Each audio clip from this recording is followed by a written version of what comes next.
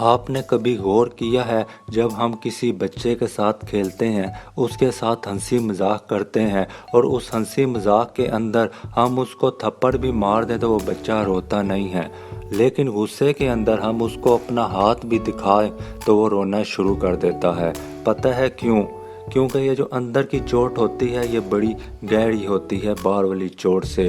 یہ اندر والی چوٹ پتہ ہے کب لگتی ہے؟ جب ہم گفتگو میں بے احتیاطی کرتے ہیں، جب ہمارے لفظ سخت ہوتے ہیں تو اندر چوٹ لگتی ہے۔ یہ جو لفظ ہوتے ہیں یہ ہمارا عکس ہوتے ہیں۔ کہتے ہیں ان لفظوں سے آپ کسی کا دل چیر بھی دیتے ہیں اور جیت بھی لیتے ہو۔ یہ جو لفظ ہوتے ہیں ان کو دانت نہیں ہوتے لیکن اگلے انسان کو کاٹ لیتے ہیں۔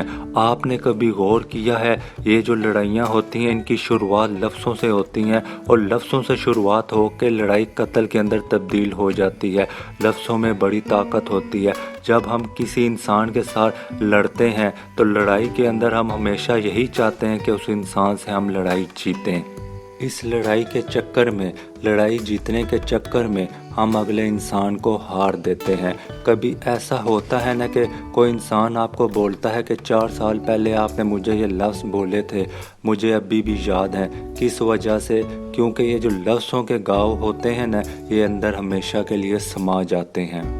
جب کسی کے ساتھ لڑائی ہوتی ہے لازمی نہیں ہے کہ ہم جیتیں، کبھی کبھی وہ لڑائی ہارنی بھی پڑتی ہے۔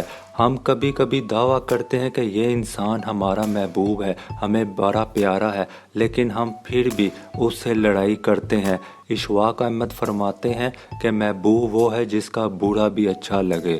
کبھی کبھی لڑائی اس وجہ سے بھی ہارنی پڑتی ہے کیونکہ آپ اگلے انسان کو ہارنا نہیں چاہتے۔